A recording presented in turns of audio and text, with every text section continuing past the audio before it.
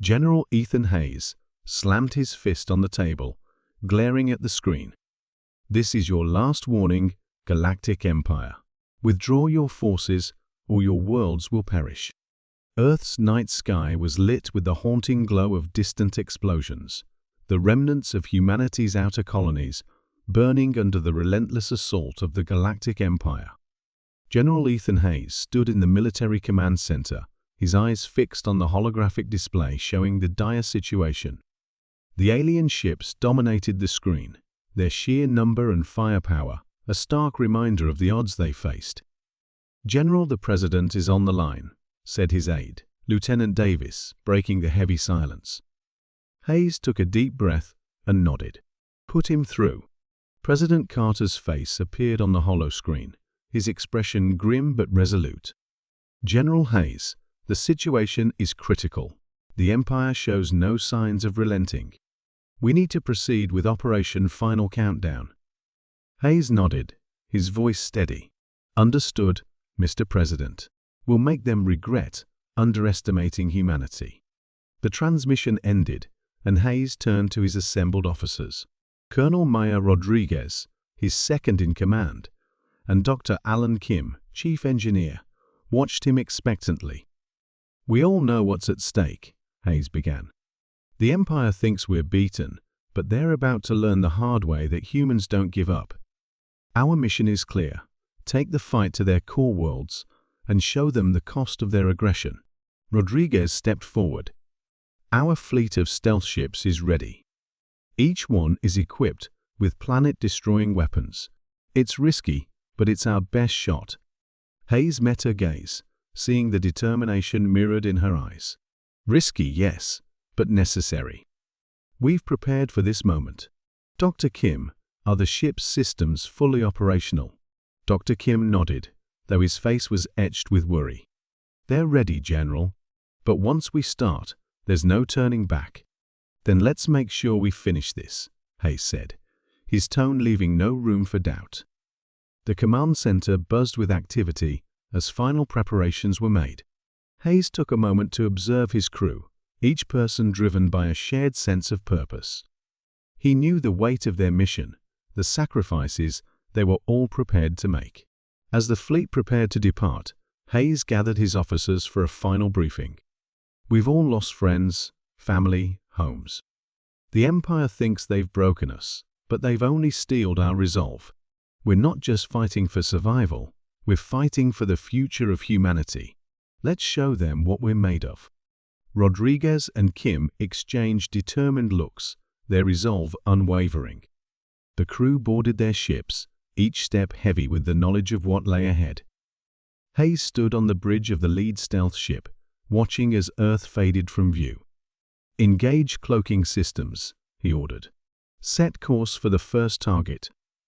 As the fleet slipped silently into enemy territory, Hayes allowed himself a moment of reflection. The faces of those they had lost flashed in his mind, fueling his determination. He knew the road ahead was fraught with peril, but failure was not an option. The journey through hostile space was tense, each second a test of their stealth systems. Hayes stayed vigilant, his mind racing with strategies and contingencies. The weight of command bore heavily on his shoulders, but he welcomed it. He would carry the burdens so his people could live free. The first target, a critical supply world for the Empire, loomed ahead. "Prepare to deploy weapons," Hayes commanded, his voice calm and resolute. "This is where we make our stand." The stealth fleet glided silently through the void of space, its cloaking technology rendering it invisible to the Empire's sensors. General Ethan Hayes stood on the bridge of the lead ship, the USS Valiant, his eyes fixed on the holographic display.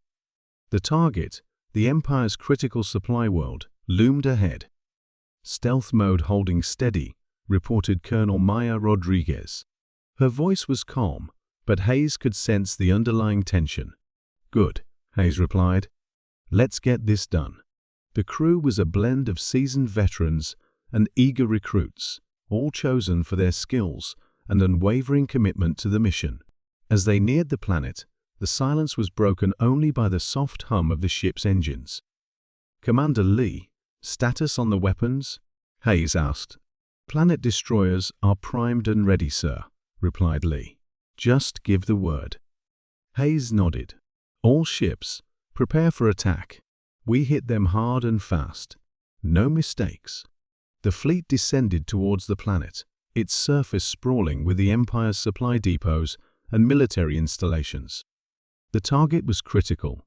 Its destruction would cripple the Empire's logistics and send a powerful message. "Entering strike range," announced Rodriguez. Her fingers danced over the controls, guiding the fleet into position. Hayes took a deep breath. Engage. The silence erupted into chaos as the stealth ships unleashed their payloads. Massive explosions lit up the planet's surface, ripping through depots and factories. The ground shook as shock waves spread, and the Empire's defenses scrambled to respond. "Direct hits on all targets," reported Lee, satisfaction in his voice. "They didn't see us coming." Hayes watched the destruction unfold, his expression grim. "Good. Now we get out before they can react. All ships, retreat to safe distance." As the fleet pulled away, the devastation they left behind was evident. Fires raged across the planet, supply lines severed, and the Empire's infrastructure crippled. But amidst the success, the human cost weighed heavily on Hayes. "We did what we had to," Hayes said quietly, almost to himself. Rodriguez turned to him, her eyes filled with empathy. "We did, Ethan. And we'll keep doing it until this war is over." The return journey was tense. They had struck a significant blow, but the Empire would not take it lying down. Hayes knew retaliation was imminent. Back in the command center, he called a meeting with his senior officers. "We've succeeded, but this is just the beginning," Hayes began. "The Empire will retaliate. We need to be ready." Dr. Alan Kim, the chief engineer, nodded. "The stealth tech held up well, but we're pushing the limits. We need to ensure our ships can keep evading their sensors." Hayes agreed. "Focus on improvements. We can't afford any slip-ups. Maya, I want you to analyze the Empire's likely response. We need to stay one step ahead." "Yes, sir," Rodriguez replied. "I'll have a report ready within the hour." As the officers dispersed, Hayes lingered, looking out at the stars. Each successful mission brought them closer to victory, but at what cost? He thought of the lives lost, and the moral lines blurred in the name of survival. "Ethan, we're doing the right thing," Rodriguez said softly, sensing his turmoil. Hayes sighed. "I know. It just doesn't make it any easier." "No, it doesn't," she agreed. "But it's necessary." With a final nod, Hayes turned back to his console. The mission had been a success, but the war was far from over. They would fight on, driven by the hope of a future where humanity could rebuild and thrive. "Prepare for the next target," Hayes ordered. "We keep moving forward." The bridge of the lead stealth ship, the Resolute, was bathed in a dim blue light. General Ethan Hayes studied the tactical display, his expression grim. Their campaign had been brutally effective, but the weight of their actions was beginning to show on his crew. "General," Colonel Maya Rodriguez approached, her voice low. "We've just received word from one of our scouts. The Empire is fortifying their defenses around the capital." Hayes nodded. "We expected as much. They know we're coming." He turned to face her, his eyes weary. "We've crippled their supply lines, destroyed their key installations. Now it's the final push." Rodriguez hesitated. "Ethan, the crew. They're starting to question the ethics of our mission. Some are struggling with the guilt." Hayes sighed, running a hand through his graying hair. "Bring Dr. Kim to the briefing room. We need to address this head-on." Minutes later, the senior officers gathered in the cramped briefing room. Dr. Alan Kim, the ship's chief engineer and a respected voice of reason, sat across from Hayes. The room was heavy with unspoken concerns. "Let's talk about the elephant in the room," Hayes began, leaning forward. We've destroyed planets, killed millions. This isn't just war, it's annihilation. Kim spoke up, his voice measured. Ethan, we're fighting for our survival. The Empire would show us no mercy if roles were reversed. But that doesn't make it easier to accept. True, Hayes replied, but we need to remember why we're here. We're fighting to protect Earth, to ensure our people have a future. It's not a choice between good and evil, but between survival and extinction. Rodriguez nodded. We've all lost friends, family. Every strike we make is a step closer to ending this war, but it's tearing us apart too. Hayes looked around the table, seeing the resolve and the doubt etched in their faces. We've come too far to turn back now.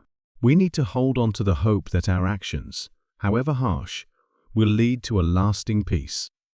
The briefing ended, and the officers returned to their stations, their determination tempered with reflection.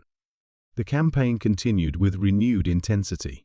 Each mission was a test of their resolve, the moral weight heavier with every strike. One day, a critical mission led them to a heavily fortified world. The Empire had turned it into a fortress, bristling with defenses. The Resolute approached under cover of its cloaking technology, the crew tense and focused. Prepare for infiltration, Hayes ordered. This one's going to be tough. The stealth ships deployed their planet, destroying weaponry, striking at the heart of the fortress. Explosions rocked the planet, the impact visible even from orbit. The Empire's defenses crumbled, but not without cost. Sir, we've lost the Eclipse, Rodriguez reported, her voice tight with grief. Hayes closed his eyes for a moment, mourning the fallen.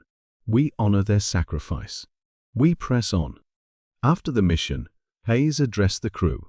We've faced unimaginable horrors, and we've done things we never thought we could. But we're fighting for our right to exist. Every life lost, every planet destroyed, is a step towards ending this war. Dr. Kim added, remember, we're not just soldiers. We're the last hope for humanity. We carry the burden of our actions, but also the hope of our people.